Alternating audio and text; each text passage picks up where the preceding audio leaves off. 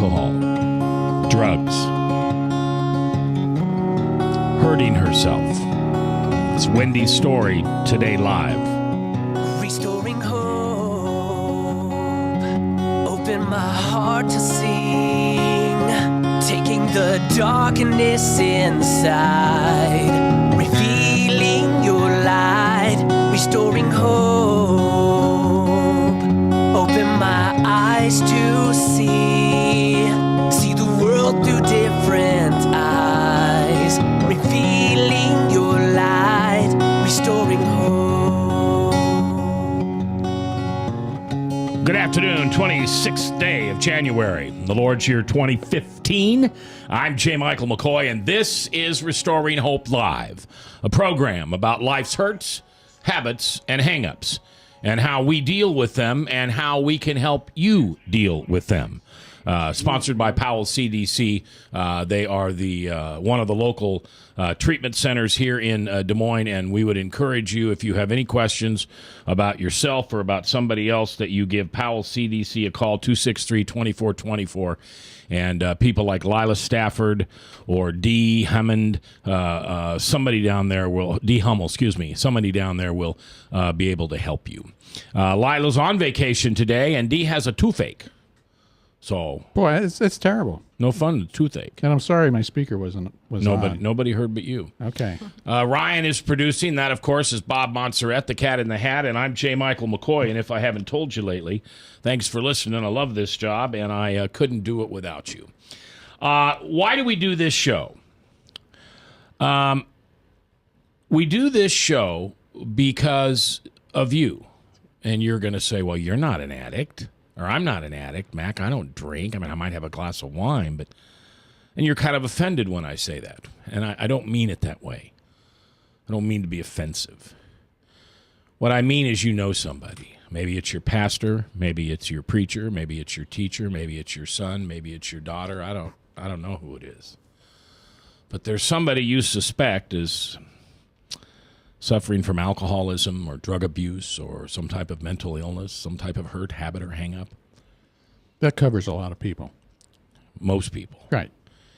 And so what I hope is that God will speak through our guest Wendy today and give you a nugget of wisdom, a now, something that Wendy didn't know she was going to say and didn't know it would help anybody, and something you didn't know you needed to hear.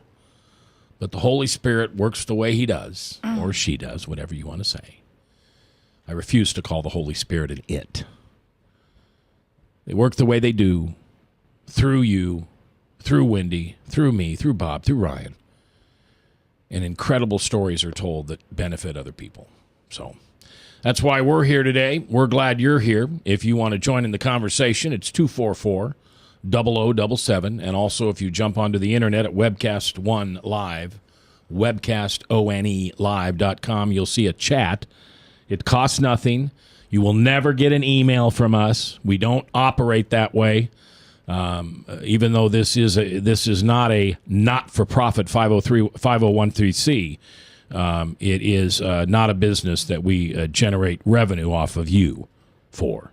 I don't believe in that. We do have supporters and advertisers, and if you promise you'll go to the King's Christian Bookstore in Boone, or you'll go to Tom Coates when you need some help with your credit, or when you need some HVAC work, you'll go to Service Legends, and beyond that, we just appreciate you being here. All right, my guest today is a young lady by the name of Wendy Riddle, and her sobriety date is the 29th day of July in the Lord's year 2015. Now, 2007. Oh, I'm sorry. Yeah, 207. That's what I meant to say. Alcohol, drugs, and you said cutting. So is that, like, where you take a razor blade and cut into you? Razor blade or a knife. Okay. Self-harm, I think, is what they refer to it as. Self-harm? Self-mutilation. Self-mutilation. That was the term I was trying to come up with. All right. All right, let's go back. Where's home? Where were you born and raised? Born and raised in Jamestown, North Dakota. Okay. That's a cold town. It is. And then after high school graduation, I moved to Fargo. Okay. When did you take your first drink? It It wasn't uncommon for us girls to get a drink from mom and dad Okay. on occasion. Probably at a toddler's age. Okay. And then just growing up, a sip of dad's beer here and there. Now, when you say us girls, are you referring to your siblings? Yeah, I have 3 sisters. Wow. Four girls? Yeah. Any boys? No. Poor dad. So your mom and dad were social drinkers? Both of my parents were alcoholic. Okay. Yeah. And what were their drinking habits like? I mean, was it only after work? It was after work, and it was a daily thing. Okay. On occasion, they might go a night or two without. Okay. That wasn't all that common. Okay. Any family disruptions because of their alcoholism? I mean, did your father or mother have steady income, employment? Dad had his own construction company for many years, and because of the alcohol abuse, he did lose his company. Okay. And so we did go through a number of years broke. Did mom work outside the home? Mom did not work outside the home until until he was starting to drink more. Okay. And then mom had to go back to work. And eventually dad did go back to work, but not for his own company. But Went to work for somebody else. yeah. By the way, are they still living? Mom passed away in 2002. Okay. And dad is still living. He's still in Jamestown. And is he still an active alcoholic? Yes. Okay. He has, we're not sure the extent. He lives with his sister, and she doesn't talk about it. Her and dad are very private. I don't know that he's drinking as much as he used to, but he is. Okay. Of your siblings, do you suspect any of them being alcoholic? No. No. You're the only one that got it. Yeah. Lucky you. When do you remember first being intoxicated? I was at a drive-in movie, and I think I got drunk off like 3 beers. Okay. And what was the experience of that? How did that make you feel? I mean, some people get to that point. Here's what I've always said. I don't know, quote unquote, what an alcoholic looks like. None of us do. Look at me in the mirror. That'll help you. But one thing that happens to most alcoholics is when everybody else in the room takes a drink and goes, okay, I've had enough. Somebody get me water, or I'm not going to drink anymore. The alcoholic says, holy Toledo, pedal to the metal. Let's go. Doubles, triples. Bring on that booze. Mm-hmm. I think I just remember having more fun, being more open, maybe obviously doing things that I normally wouldn't have done, saying things I wouldn't have said. Yeah. I think we all go through that when we're intoxicated. Yeah. Did you ever get thrown out of school? I was for not. For being drunk. No. Drinking was pretty much just a weekend party thing. But I was certainly rebellious. I did not have any respect for my teachers. Mm-hmm. I think that came on at about 10th grade. I was just rebellious. And every report card from when I was little up through high school, the comments were, Wendy needs to apply herself. Mm-hmm. Yeah. Wendy's not concentrating. Wendy, I barely made it through high school. Wasn't a good student, but my mind wasn't on my school. It was, what are we going to find when we get home today? With your parents. What's the story at home today when we get home? Now, in the 5 girls, where are you as far as age-wise? Lisa, Stephanie, me, Nicole. Okay, so you're second to the youngest. Mm-hmm. All right. And how much older are your other sisters? Lisa is 5 years older. Stephanie, the one listening. Hi, Shug. I love you. She's 11 months older than me. 11 months. 11 months. All right, now. And Nicole is like a year and a half younger. Who was the caretaker? Were you all the caretaker? Were there some of those siblings that went, I don't have anything to do with this. I'm not going home. I don't care. I've got a boyfriend. I'm staying at grandma's. All of us, I think, to a point, were caretakers. I think the home situation affected us all differently, looking back at it now. Lisa was gone quite a bit. I guess I can't speak for my sisters, but all of us were in the same situation, just dealing with it differently. Yeah. And give me different scenarios of what you'd quote unquote find at home. And you mean an average night on a drinking night? Yeah. Were you ever physically threatened? Sexually threatened? Me personally, Mom did physically abuse me. Okay. Not to my other sisters, to my knowledge. So you don't have to speak for your other sisters. Seriously. Yeah, okay. That's not important. Yeah, Mom did abuse me. And when you say abuse, she was just physical or emotional? Physical and emotional. Okay. And how did that make you feel? I was go back and think I was about in that. fear. So this is where I told you I might get sensitive. Yeah, it's okay. I was in fear of my mom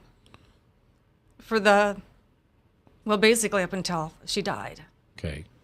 Wendy, do you know was your mom abused emotionally and physically? I don't know a lot about my mom's growing up years. I'm sad to say that, but we all heard the term hurt people hurt people. Yeah. Mm-hmm. And, I don't know why. Okay. And, all is forgiven, obviously. And, now, you said you were afraid of her up until the time she died. Did you guys find, because you were still drinking when she passed away, you were still using. Did you make amends? Did she make amends to you? It was interesting. I was still using up until the time Mom passed away, like you just said. I knew that I wasn't right with God. But I prayed that our relationship would be healed before she died. And I was one of Mom's main caretakers when she was sick. She had lung cancer, and she had stroked during some surgery that they were doing. And so she had a stroke. So she couldn't walk and couldn't talk. And so I was one of her main caregivers, and I was praying, and the stroke changed her. It changed her mentality. And For the better, I take it. 'Cause through you're that smiling. time, we kind of bonded in a strange way. Well, unusual. That was probably the closest that I felt to her, was Good. in those last months that she was sick. Good. Wendy Riddle is our guest. She has been clean and sober since the 29th day of July in the Lord's year of 07. So this will be 7 years. No, 8 years this year. It was 7. Yeah. 7.5 years now. So she finally gets out of high school, barely. By the way, this is a very intelligent woman. My guess is you could have had straight A's if you had applied yourself. Possibly. But when we come back, what happened after she graduated from high school? Where did she go? Where did she end up? And where's Jesus in this whole thing? It's coming up live here on The View from a Pew and Restoring Hope Live.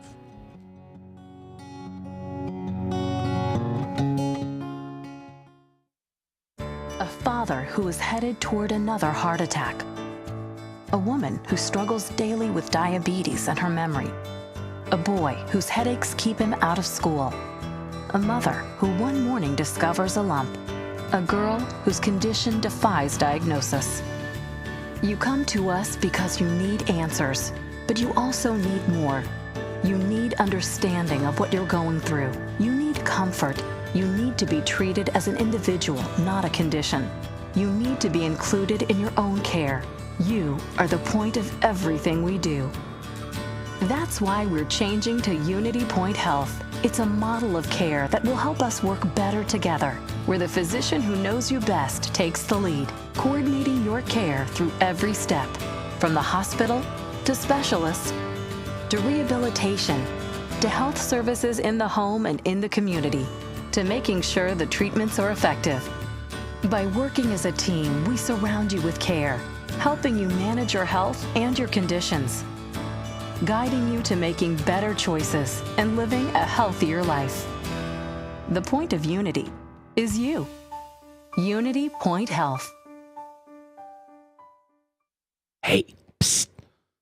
Let me let you in on a little secret. You ready? Always try to do business with people, not places. Especially if you seek honest Christian business people. And when it comes to my car, I really need to trust who's working on it.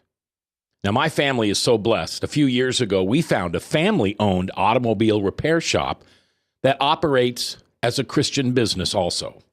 Open, honest, reliable, trustworthy. It's AMCO on Hickman Road in front of Kmart. And it's a family-owned Christian operating business. This family treats your car as if it was their car. Everything from oil changes to transmission repair and everything in between. So the next time you feel the need to be at peace with your choice of who you can trust with your car, give AMCO on Hickman a chance to serve you. And tell them Max sent you. Credit cards are like grandkids. They love you, sometimes get out of control, and it's fun to get a new one. Who can stop them from piling on? Hi, I'm Tom Coates with Consumer Credit of Des Moines. At the end of the day, you can return the grandkids, but you're stuck paying off bad credit card debt. We'll help you put the fun back into using credit cards responsibly. Right, kids? Yeah! If you need help getting credit cards off your back, call Consumer Credit of Des Moines. From the RE/MAX Real Estate Concept Studios, this is Webcast 1 Live. Restoring hope, open my heart to sing, taking the darkness inside, revealing your light, restoring hope. Matt Baird from the band Spoken is the man who sings our theme song. You've probably seen or heard him perform live at my church, Lutheran Church of Hope. He's on the road about 300 days a year with a beautiful wife and two lovely children here at home supporting him the whole way. He's got a new album coming out. It is his faith-based album, all contemporary Christian music. And if you go to his Facebook page, you can go to his FundMe, Fundme. I don't know if you've ever known that, but there is a process you can do on Facebook or through the computer, actually, on the internet, where you can give money to people who are trying to fund projects. And so I would encourage you to do that. Today is Restoring Hope Live. None of the folks from Powell were able to be here. Lila's on the beach in Florida. She's going to come back black, I'll bet you. She loves the sun. And Dee Hummel had a toothache. Her toothy hurt. That's terrible. So she's home today. It's Bob and I and Ryan, and our special guest is Wendy Riddle. Wendy has been clean and sober since the 29th day of July in 2007, and we'll find out how she got there a little bit later. But first, we want to find out how bad it got. So I would imagine being very reluctant to come home every day because you didn't know what you were going to find. You didn't know what attitude would be there. Would there be anger? Would there be drunkenness? By the way, you said you were fearful of your mother. What about your father? Was he passive in his drinking? Dad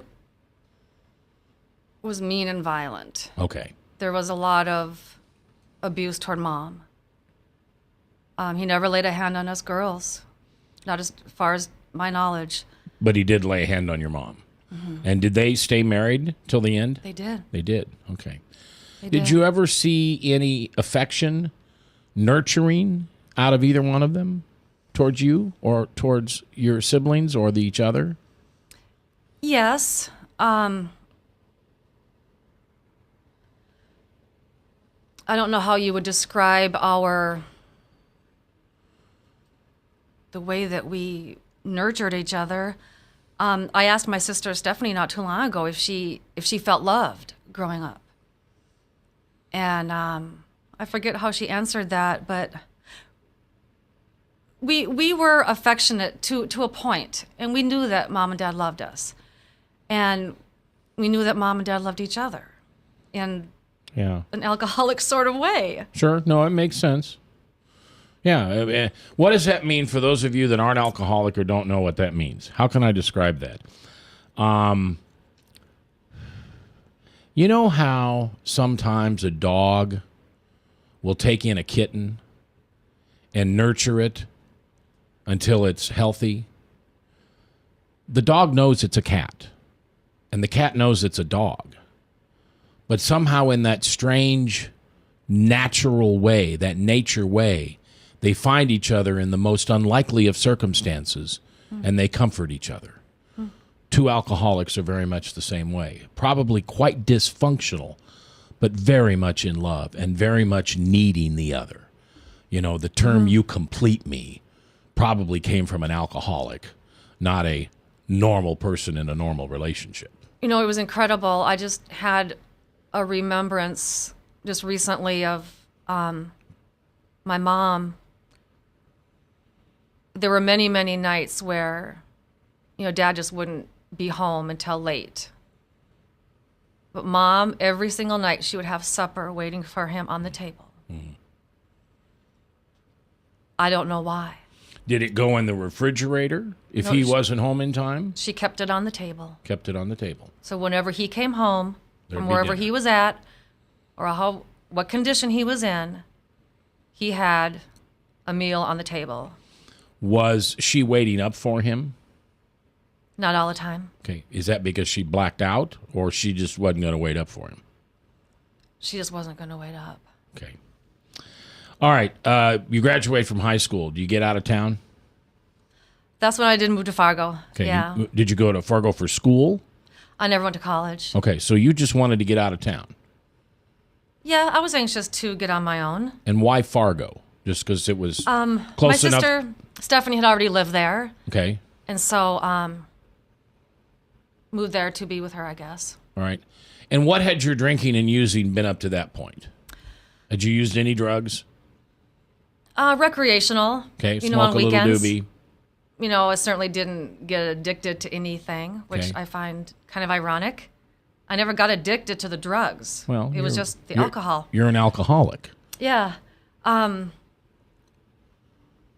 So it was basically just weekend drinking and partying Okay. through high school. And when I moved from Jamestown to Fargo, I started working at Perkins, and my sister Stephanie and I worked there together. And, after our late night shift, we would sit around Perkins and talk about Jesus. Because Stephanie had worked there and another gal. Oh, what's her name? I don't remember her name. But that's where I learned about Jesus. Okay. Was No, sitting- no church growing up? We went to church, went to the Catholic Church. Ah, Catholic. Okay. Don't get offended, Catholics, but when, most Catholics don't know much about Jesus. Now, I just made a lot of Catholics mad there, but neither do Episcopalians, and I was Episcopalian. So, But Dad would take us to church on Sundays. okay. Up until a certain point, I think the last several years of high school, we weren't going to church anymore. Things were just Okay. out of control, kind of. So tell me what the drinking and using was like, Perkins and afterwards. Well, I didn't start drinking again until I wouldn't say that drinking was a problem for me in high school. Okay. I wouldn't say that it was a problem. When I turned 21 and started going to the bars Yeah. and having fun and dancing on weekends, and that's when dancing with. there was live bands and Okay, that sort of thing. You weren't a stripper. Oh heavens, no. Okay. No. All right. Well, I'm sorry. I just had to I ask. know. You say dancing on the I weekend. understand. And so that's when it became a little out of hand.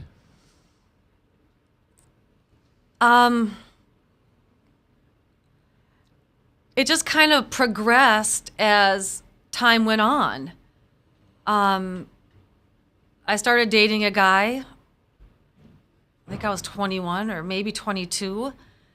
And it was, like mom and dad's relationship all over again with me and him. And so a lot of alcohol abuse, a lot of fighting. And that's when I started experiencing, blackouts, at that time. And I wasn't really sure what a blackout was at that time. Then I kind of put two and two together. And how would you describe a blackout to somebody who has never experienced one? If I were to wake up the next day and I have no remembrance of, say, where my car is. My car isn't in the driveway, but I don't know where it's at. I can think back to a certain point, a certain time from the day before. After that, there's just... Nothing. Or I'll look in my wallet. Say I know that I went out and I had $20 in my wallet. And all of a sudden, I spent that 20 and I wrote down a check for 60. I cashed that and I have 12 left. Where did that $48 go? I don't remember drinking $48 with a booze last night. All right. That's a very good explanation, by the way. So, yeah, it's like, what happened? Where is this? Just what happened? Who was I with? Where's my car? Okay. Take me to your next major life change. Okay, marriage, job, DUI, jail, something in which your alcohol played a role in.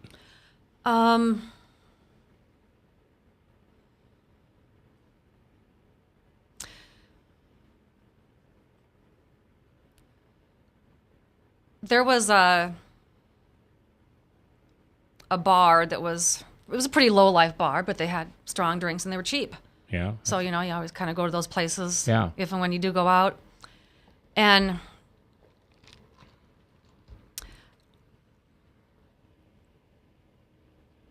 I met my first husband in this particular bar. And that probably wasn't a healthy relationship either, because two alcoholics get together and you just kind of It's your mom and dad all over again. feed off each other again. Steve was not abusive to me, but it just wasn't a healthy relationship, and it was obvious that his drinking was more important than the marriage. So the anger that I was feeling toward the rejection and Jealousy, resentments, anger, maybe resentments and anger. sadness, Yeah, it was shame. just a mixed bag. Yeah. 'Cause It's kind of like you're not number one. Number one is the yeah, alcohol. and I remember it clearly. He was in his fridge one day and he says, "I'm going to marry you." I said, "Okay. Here's someone that loves me. Okay, let's get married." Just hungry for that. Yeah. To be loved and Yeah. to be cared for. And how long did that marriage last? 15 months. How long were you in love with him? I doubt if I was in love. Yeah. I bet you're right. Yeah. I doubt if I was in love. Okay, so then what after that? So that you did a good job. That's a pretty big deal when you get married and 15 months later you're no longer married. That's got to be tough on you. So I was 26 when I got married the first time. And 26 was the first time I put myself in treatment. It was outpatient in the evenings. And I'm pretty sure it was after we got divorced. So I'm basically relying on myself to keep myself sober. Yeah. And that didn't work. What year was that? About. I'm 46 now. So 20 years ago, 2005? Yeah. No, 1995. Yeah, okay. So that was my first attempt at getting sober. It was, I failed miserably. How long did you stay sober? I don't even think a month. Okay. Because it was Monday through Friday after work, after hours. And then you're on your own for the weekend. Yeah. And I don't think I had even tried to go to AA at that time. You know, I was trying doing everything on my own. Yeah. And so I failed miserably at that. So that was my first attempt at treatment. Okay, so the first attempt at treatment fails. You've got a failed marriage. You don't have a mother and father that you can go home to and be nestled and nurtured and cuddled in their arms. Yeah. Man, you're really feeling alone, aren't you? Yeah. Yeah. Okay. What happens next? Doesn't get any better, but you'll hear it for yourself when we come back. My guest is Wendy Riddle, and she's been sober and clean since the 29th day of July in 2007. I don't know if we're going to get to it today, but she's got a wonderful testimony with Jesus. And if we don't get to it today, Wendy will come back and share that with us. She has an incredible, she read a book which really related to how she feels about Jesus. We'll talk about that before we're done later today on The Truth, 99.3 and Restoring Hope Live.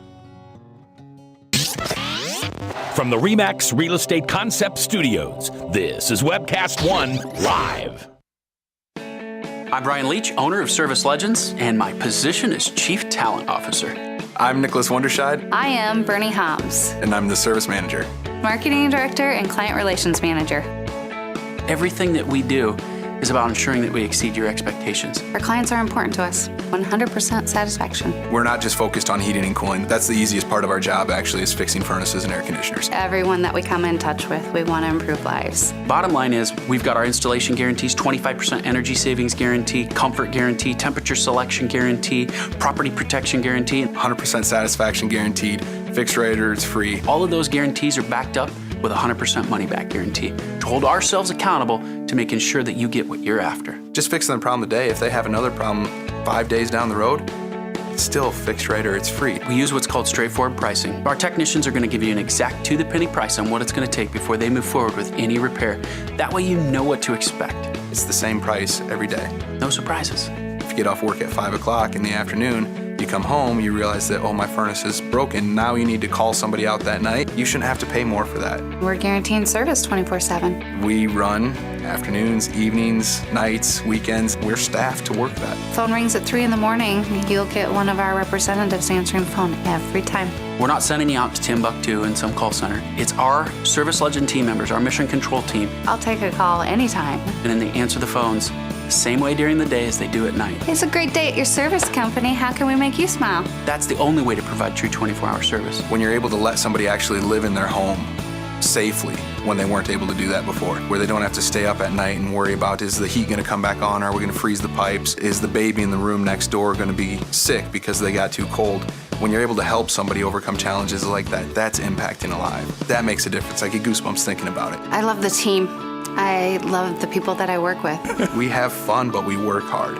I call them my ambassadors of legendary service. If you could just envision what that is, that's who we're sending to your home. They literally will call in, pick up the phone and call and say, hey, I want to talk to your manager.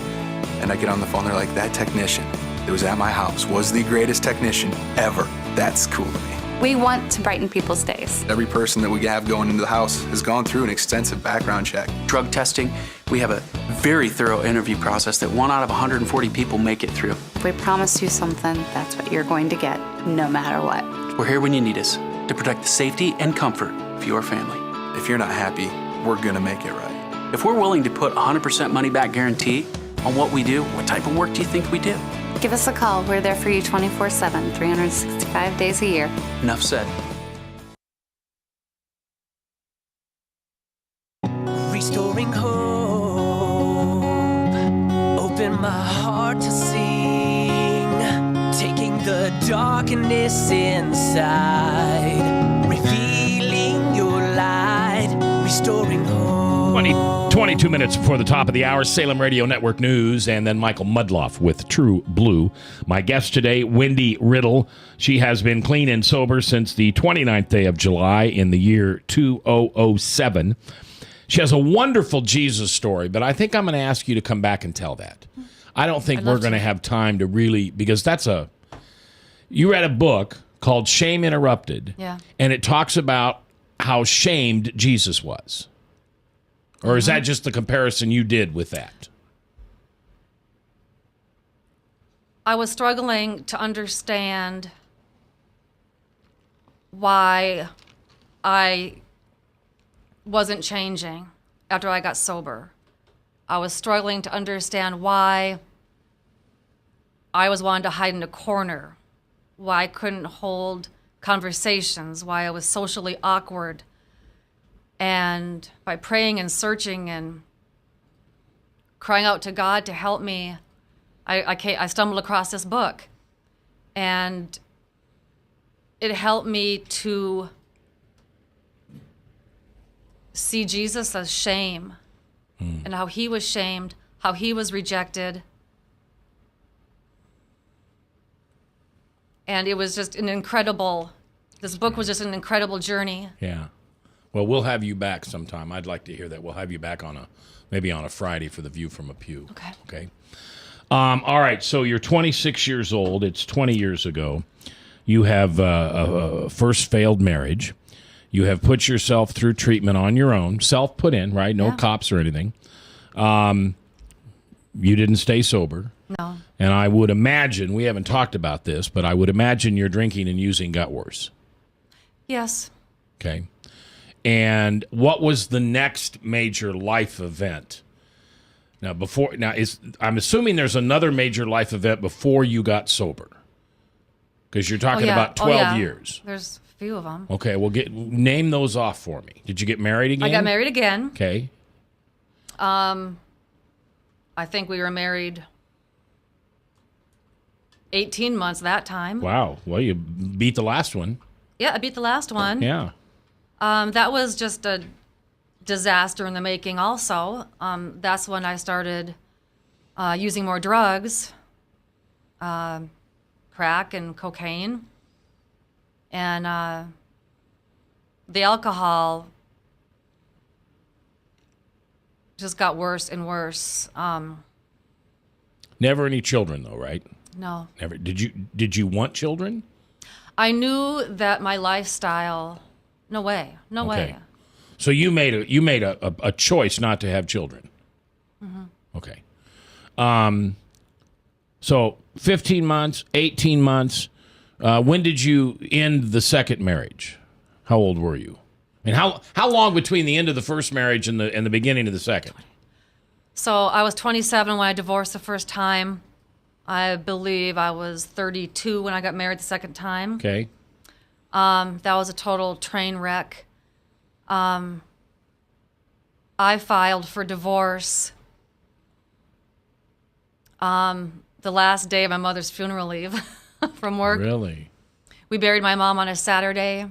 I had one more day of funeral leave, and that's when I went in and filed for divorce. Filed for divorce. Did he know what was coming? Well, he's the one who said that he was going to file because it was mutual. It was mutual. It's just who's going to do it first. Okay. And for his own reasons, he didn't come to my mother's funeral with me. And I thought, okay, that's it. Yeah. That's just it. That's it. You know, why wait? Were you drunk at the funeral? I was not drunk at the funeral.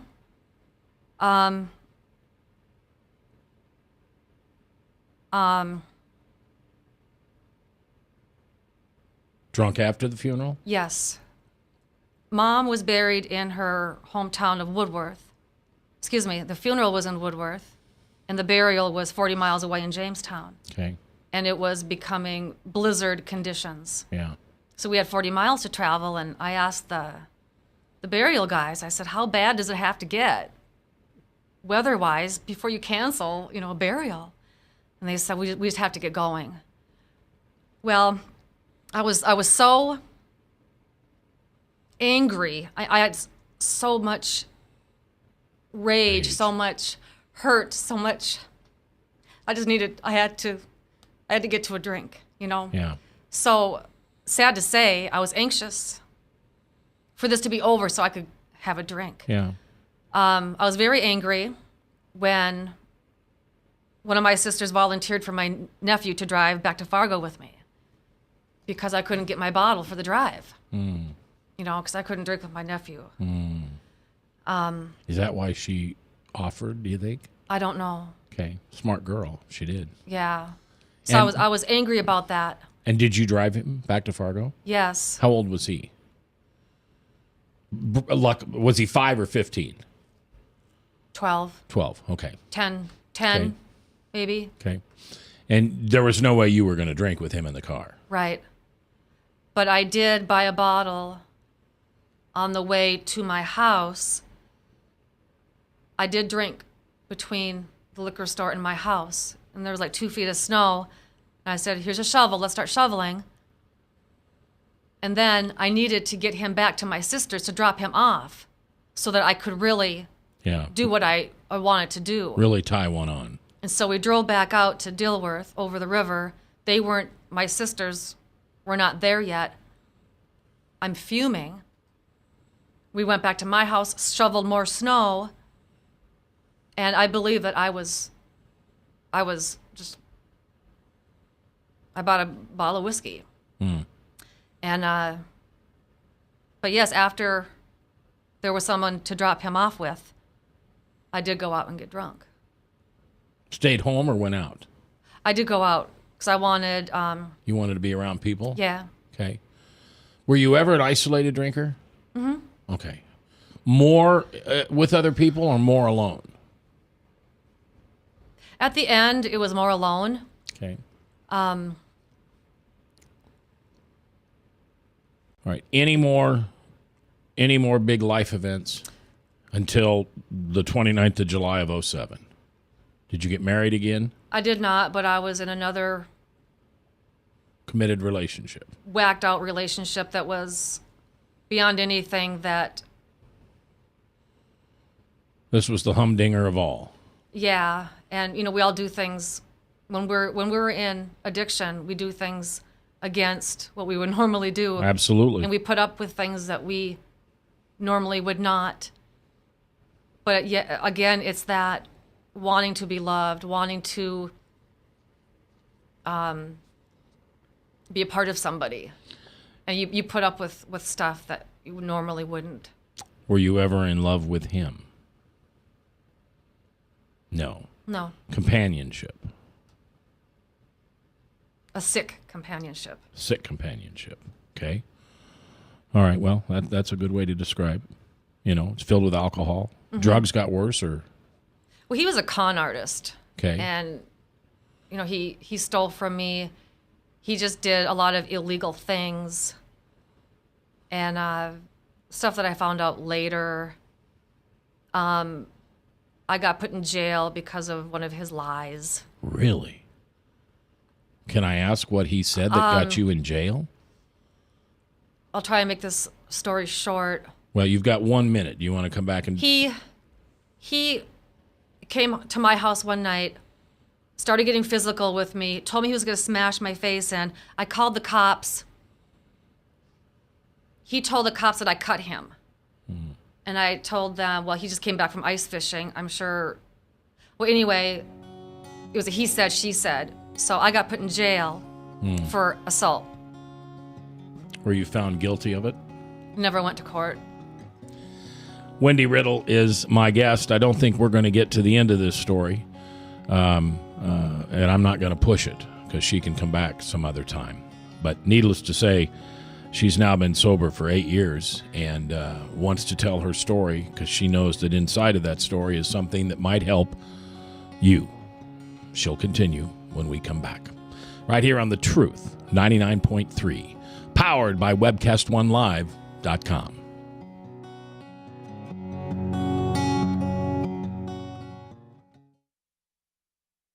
A father who is headed toward another heart attack. A woman who struggles daily with diabetes and her memory. A boy whose headaches keep him out of school. A mother who one morning discovers a lump. A girl whose condition defies diagnosis. You come to us because you need answers, but you also need more. You need understanding of what you're going through. You need comfort. You need to be treated as an individual, not a condition. You need to be included in your own care. You are the point of everything we do. That's why we're changing to Unity Point Health. It's a model of care that will help us work better together, where the physician who knows you best takes the lead, coordinating your care through every step, from the hospital to specialists to rehabilitation to health services in the home and in the community, to making sure the treatments are effective. By working as a team, we surround you with care, helping you manage your health and your conditions, guiding you to making better choices and living a healthier life. The point of Unity is you. Unity Point Health. Credit cards are like grandkids. They love you, sometimes get out of control, and it's fun to get a new one. Who can stop them from piling on? Hi, I'm Tom Coates with Consumer Credit of Des Moines. At the end of the day, you can give these grandkids back, but you're stuck paying off bad credit card debt. We can help you put the fun back into using credit cards responsibly. Right, kids? Yeah! If you need help getting credit cards off your back, call Consumer Credit of Des Moines. From the RE/MAX Real Estate Concept Studios, this is Webcast 1 Live. Restoring hope, open my heart to sing, taking the darkness inside, revealing your light, restoring hope. 26th day of January in the Lord's year 2015. I'm J. Michael McCoy. If I haven't told you lately, thanks for listening. I love this job, and I couldn't do it without you. An update, some of you have been in constant prayer for my family, specifically my mother-in-law. Long story short, she was moved to a different hospital on Friday, and she's rebound. It's amazing. She's joking with the doctors. And this was a woman on the 27th day of December. They wanted to put on a morphine drip and just let her go home to Jesus and the others. And I'm quoting. If I heard once, I heard 25 times. Well, you know she's 91, Mac, and it's time to just make her comfortable and let her go.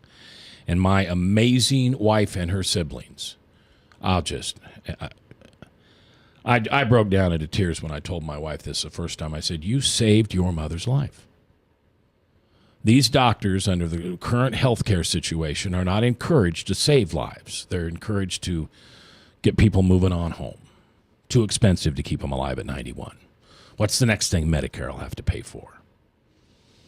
And my wife and her sisters kept their mother alive until they finally got her to a hospital where she's now being treated, and she had 3 terminal diagnoses in the other hospital. The new hospital says she has nothing that's terminal. Nothing. So it's your prayers. It's God. He kept her alive until we could get her to a different hospital. God, I love you. You are an amazing God. Wendy, we're going to have you back, so we're not going to try to rush real quick here, but you were married twice, had another bad relationship. It sounds like the relationships kept getting worse. The drugs kept getting worse. When did you start cutting yourself? You know, I was a late cutter. Most girls start at a younger age. Yeah. I didn't start until I was 21. Wow. And did that relieve the pressure? I mean, what did that do? You know, I was trying to put into words what a person's feeling when we cut, because it's hard to understand. It's really hard to understand. I had so much rage and anger and resentment when I was growing up and my mom was, you know, verbally abusing and emotionally. I was not able to defend myself. I would just have to sit and listen and just sit and take what she gave me. And I couldn't defend myself verbally or, anything. And so I had all of this rage pent up inside me. And I never learned a healthy way to vent. Yeah. And cutting was my release. Wow. Did you ever see the movie Girl Interrupted with Winona Ryder? I think I have. Yeah. It's a good movie. Sad movie. Hard movie to watch. But she's has a mental condition. Same one I have, borderline personality disorder. And she was a cutter. And she did such a beautiful job of showing the pain and anguish and relief. People cutting is misunderstood. Yeah. Self-harm is misunderstood. For me, it was more of a cry for help, but a sick way. Did any of your husbands or boyfriends ever say, hey, that's whacked out, Wendy, don't do that? The last relationship that I was in before getting sober, his concern was I needed to have plastic surgery on that particular area that I cut because it looked ugly. This was the last relationship you were in, the one you were talking about. Yeah. Boy, he was a thoughtful person, wasn't he? Yeah. He cared a lot about you, didn't he? Oh, man, you got a great story. I appreciate you taking the time to tell it. When you sit here and you tell this, what are you feeling? I mean, are you feeling relief? Are you feeling glorified because you know that you're doing what God wants you to do? I know that I've been set free from these things, and when my personal experience with freedom is when God set me free, it is so far out of my grasp, it's almost like I couldn't grab it back even if I wanted to. Okay. But I know that we can always take our sinful nature back. We can always go back. But I just have this overwhelming sense of freedom. And you don't have any desire to drink? Funny you ask that. Once in a while, all of a sudden, boom, out of nowhere, I want to drink. Yeah. Or I want a cigarette. Yeah. I quit smoking shortly before I moved here to Iowa, so 3.5 years ago or so. Okay. But once in a while, it comes out of the middle of nowhere, and then I'll have drinking dreams. Yeah. Yeah, wet dreams. Yeah. I don't like those. I had one just recently. I don't like them. Yeah, and for those of you that don't know, these are the most realistic. I mean, your body, you wake up and you think you've drank. It is so real. And you have to backtrack to the bathroom or the car or the bar, wherever it was that you were drinking to make sure that dream wasn't true. And it's a lot of alcoholics deal with that. Now, but I have a 12-step program, and I have people that I can call, and I have, at any given time, I'm no more than 6 to 8 hours away from a meeting. You don't choose to use a 12-step program. What do you do when that happens to you? Is that a Jesus thing? Every morning I wake up and I spend my time with the Lord. I surrender my day to Him. I just ask for His will to be done in my life. And I know that how I live that day is going to be a choice that I make. And as far as when I wake up from a drinking dream, I just praise the Lord that it was a dream. It was a dream. I praise the Lord that it was a dream. Yeah. Sometimes I'm in tears, thanking Him that it was a dream. Yeah. Just complete and utter thankfulness. Well, you're a heck of a good person, and I am so gifted and blessed to have met you. And we'll set another date, and we'll come back, and we'll finish this. And I especially want to talk about the book Shame Interrupted. Yes, I'll bring it too. Yeah. And what do I want you to learn from all this? Well, first of all, that honesty is an incredible power And there is a tremendous amount of power in powerlessness. And when somebody like Wendy walks in to tell her story, she's powerless. And that gave her a lot of power to share with you. We'll have Wendy back here in the next couple weeks. Until then, thank you for listening. I'll see you tomorrow when Will Rogers will be my guest, and we'll talk about the big political goings-on last weekend here in Des Moines. And until we talk, find somebody you need to forgive. Find somebody that you've got a resentment against. Find somebody that lives rent-free in your brain and that's giving you poison every day. And tonight, forgive them.